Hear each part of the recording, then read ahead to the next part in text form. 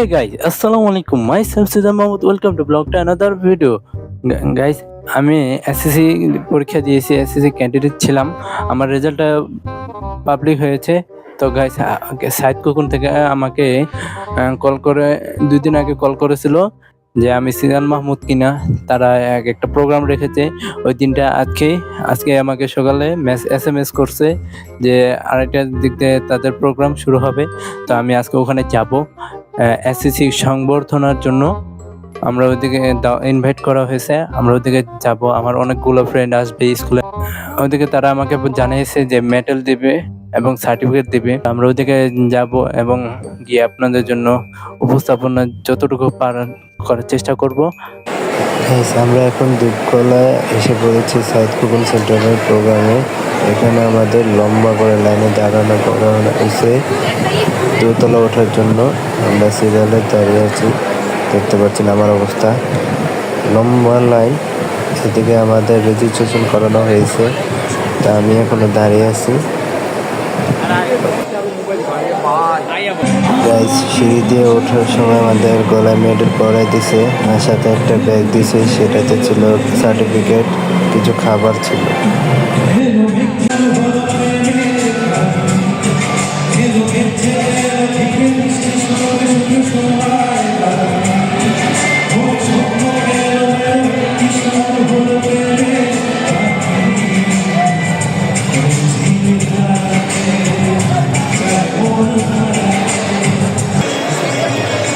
যারা 2024 সালে মাধ্যমিক পরীক্ষায় উত্তীর্ণ হয়েছ কৃতিত্বের সহিত, তাদেরকে অভিনন্দন জানাই। তোমাদের সাথে 20,13,000 স্টুডেন্ট পরীক্ষা দিয়েছিল। তাদের মধ্যে 3,44,444 জন স্টুডেন্ট পাস করতে পারে। তোমাদের মতোই যারা 10 বছর লেখাপড়া করেছে, তোমরা পাস করতে পেরেছো, তারা করতে পারবে। তার মধ্যে প্রায় 9,23,000 স্টুডেন্ট জিপিএ 1, 2 বা 3 এর মধ্যে ছিল। জিপিএ 1, 2, 3 পেয়েছে কতজন? 9,23,000 স্টুডেন্ট। আর তোমরা প্রায় 7.5 লাখ স্টুডেন্ট আছে যারা জিপিএ 4 এবং 5 পেয়েছে। আর তার মধ্যে 1,82,000 স্টুডেন্ট জিপিএ 5 পেয়েছে। আর এই জিপিএ বন্ধুত্বের গণমঞ্চ ছিল একসাথেই পথ চলবে, তাই না? রেজাল্ট খারাপ পথে আমরা তাদের হাত ছেড়ে দিয়েছি। আর কদিন পরে যখন আমরা কলেজে ভর্তি হবো, তখন সবাইকে একসাথে হবো। এক স্কুল থেকে 300-500 পাস করেছে, তারা কি এক কলেজে ভর্তি হবে? তারা এক বিশ্ববিদ্যালয়ে হবে না, এক জায়গায় তারা চাকরিও করবে না, একসাথে তারা ব্যবসাও করবে। তাহলে পথ আমাদের আলাদা হতে শুরু করেছে, তাই তো? ওকে, গত 5 বছরে ছেলে বন্ধুদের উদ্দেশ্যে বলছি, মেয়েরা গত 5 বছরই ভালো করেছে তা না, তবে আমরা এতে ভালো করবো নাকি? আমরাও ভালো করবো। এই বিষয়টা যদি একটু লক্ষ্য করো তোমরা, যত স্টুডেন্ট পাস করেছে তার 10% ক্লাস পেয়েছে। এই 10%-এর সংখ্যাটি হলো 1,82,000। আর যারা এ পেয়েছে সেই সংখ্যাটি 33% বা 34%। এই দুই পক্ষ মিলে প্রায় 45% স্টুডেন্ট আছে। আর 1, 2, 3 পেয়েছে 55% স্টুডেন্ট, অর্ধেকের বেশি। এই হচ্ছে সেই সংখ্যা 7.5 লাখ আর হলো 9,23,000। জিপিএ যখন শুরু হয় 2001 সালে, তোমরা কত বড় ছিলে?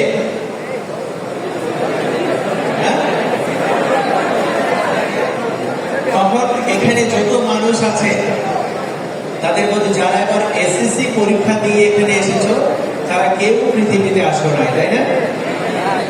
কিন্তু আমরা তার সাক্ষী ছিলাম, কারণ বয়স তোমাদের ডাবলের চেয়ে বেশি হয়ে গেছে, তাই না? প্রকারান্তে আমরা বৃদ্ধ হয়ে গেছি, সেজন্য আমরা ছিলাম। মাত্র 76 জন ক্লাস পেয়েছিল প্রথমবার 2001 সালে। আর তোমরা পেয়েছো 1,82,000। আর 2,69,000 পেয়েছিল 2 বছর আগে, যখন শর্ট সিলেবাসে করোনার পরে পরীক্ষা হয়েছে। বন্ধুরা, বিষয়টা বুঝতে পেরেছো? এবার আসলো আসল কথায় যায়। 2 বছর পরে 26 সালের 1 এপ্রিল অথবা এপ্রিল মাসের প্রথম রবিবারে তোমাদেরকে উচ্চ মাধ্যমিক পরীক্ষায় বসতে হবে। ওকে, তাহলে এই বছরের ক্লাস শুরু হবে জুলাইয়ের 30 তারিখ থেকে, মানে এখন থেকে আরো 2 মাস 10 দিন পরে। আর তোমাদের টেস্ট পরীক্ষা হবে আগামী বছরের ডিসেম্বরে, অর্থাৎ 17 মাস পরে ফর্ম ফিল আপ করতে হবে এবং পরীক্ষা দিতে হবে এপ্রিলে। বিগত বছরগুলো তো তোমাদের মতোই এত সংখ্যক শিক্ষার্থী মাধ্যমিক পরীক্ষা উত্তীর্ণ হয়েছিল, কিন্তু যখন কলেজের পরীক্ষা দিয়েছে তখন শুধুমাত্র যে সময়টি অটো পাস ছিল পরীক্ষা না দিয়া, তখন ছিল 13 লাখের বেশি।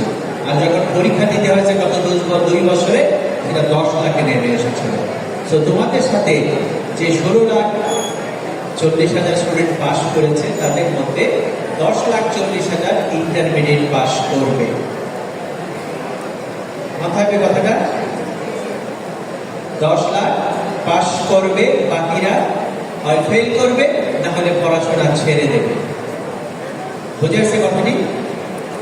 এখন 10 লাখ যদি পাস করে আর সেখানে যদি 1 লাখ জিপিএ 5 পায়, জিপিএ 5 এর সংখ্যা খুব বেশি না, ঠিক আছে? গত বছর 92,000 পেয়েছিল, আমরা ধরলাম তোমাদের সাথে 1 লাখই পাবে, ঠিক আছে? এই 1 লাখ যদি ডাবল এ ক্লাস থাকে তোমাদের, তাহলে তোমাদের বিশ্ববিদ্যালয়ে, বুয়েটে, মেডিকেলে ভর্তি পরীক্ষার সময় কম্পিটিশন কাদের সাথে হবে? ডাবল এ প্লাস যারা, তাদের সাথে, তাই না? যদি ডাবল এ প্লাস স্টুডেন্টের সাথে তোমাদের কম্পিটিশন হয়, তাহলে এবার প্রশ্ন হচ্ছে মেডিকেলে কতজন চান্স পাবে? গত বছর 1,04,000, এর আগের বছর 1,35,000 মেডিকেলে পরীক্ষা দিয়েছিল, যাদের এসএসসি এবং এসএসসি দুটা মিলে মিনিমাম 9 পয়েন্ট ছিল, কিন্তু কোনোটাতেই 4-এর কম থাকতে পারবে। ওকে, কি লেখা আছে দেখেছো? তোমাদের সাথে পাস করতে না পেরে 8 জন আত্মহত্যা করেছে। তাদের মধ্যে যে প্রথম জন যিনি আছে, তিনি 4.8 পেয়েছে, তারপর আত্মহত্যা করেছে। জিপিএ 5 কেন পেল? বুঝে আসছে? এখন জিপিএ 5ই কি জীবনের সবকিছু? একটু আগে যে তথ্যটা দেখালাম যে আমরা ম্যাট্রিকে যে পরিমাণ জিপিএ পাচ্ছি, তার অর্ধেক হয়তো ইন্টারমিডিয়েটে পাচ্ছি। যে কম পেয়েছে সে তো চাইলে আরেকবার ইমপ্রুভমেন্ট পরীক্ষা দিতে পারতো, ফেল করা থাকলে আর 2 বার পরীক্ষা দিয়ে পাস করার সুযোগ থাকতো। তারপরে যদি না হতো পাস, তাহলে প্রাইভেটে পরীক্ষা দিতে পারতো, ওপেন ইউনিভার্সিটি থেকে পরীক্ষা দিতে পারতো, তাই না? অনেক অপশন ছিল। আর এই যে দেখো, 57 বছর বয়সে কনস্টেবল সামাদ এসএসসি পাস করেছে তোমাদের সাথে। 34 বছর বয়সে ইউপি মেম্বার, তিনি তোমাদের সাথে পাস করেছে। আর তোমাদের বয়স এখনো কারো 18 হয়নি। জীবন তার অনেক বাকি আছে, তাই না? আমরা কি চিনি ওনাকে? উনি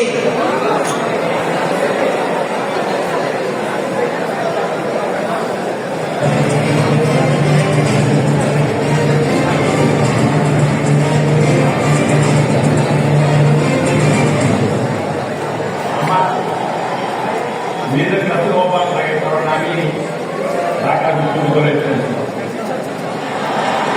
1961 সালে আমি মেট্রিক পাস করছি এবং metric third division IA pass করছি।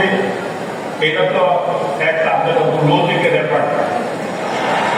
ঢাকা বিশ্ববিদ্যালয়ে আসা ভর্তি হওয়ার জন্য তখন ভর্তি তো দূরে করতে, ভর্তির ফর্মটা পর্যন্ত আমাকে দেওয়া হবে। বন্ধু বান্ধব অনেক কিছু ভর্তি হলো, আর ছাত্ররা যুক্ত।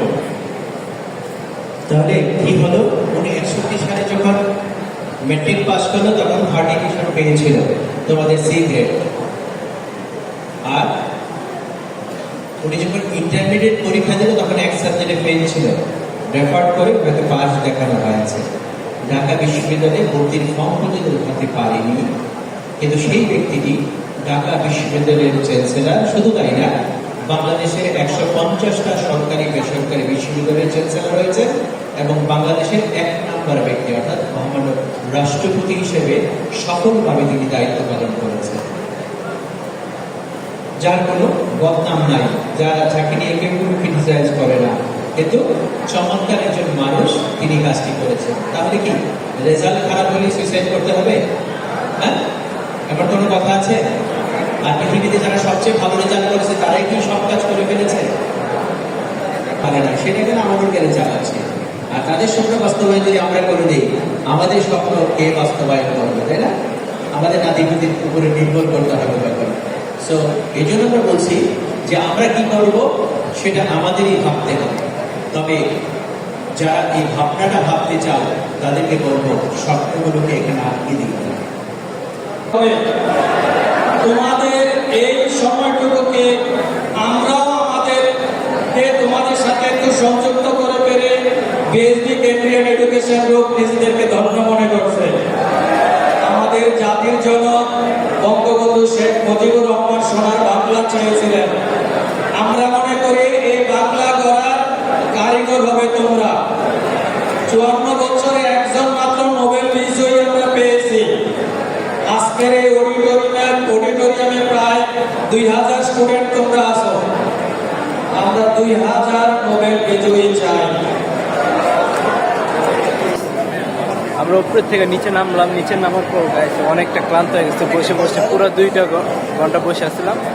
আর এদিকে ক্যাম্ব্রিয়ান কলেজ থেকে ওরা এগুলো অ্যারেঞ্জ করছে, আর এদিকে মনে করেন বাকিটা। হে গাইস, আমার বন্ধু বাদন, আমার বন্ধু জানি, আর দেখছেন চেনার কথা। আমি অনেক জ্বালাইছি গাইস। আমার দ্বারা 10 বছর। হ্যাঁ অবশ্যই।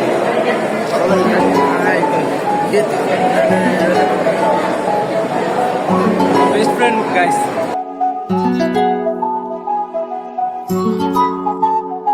আমরা এখন বাসে চলে যাব। বাসে প্রোগ্রাম কমপ্লিট, আমরা প্রোগ্রাম কমপ্লিট করছি। এখন আমরা ছবি তুলতেছি, ছবি কিছু ফুটেজ দেখাবো না। আর আমরা এদিকে কি করছি, এই যে আমার বন্ধু এখানে ছবি তোলার জন্য পাগল হয়ে গেছে। আল্লাহ হাফেজ, আর লাইক এন্ড সাবস্ক্রাইব করবেন আমার চ্যানেলে।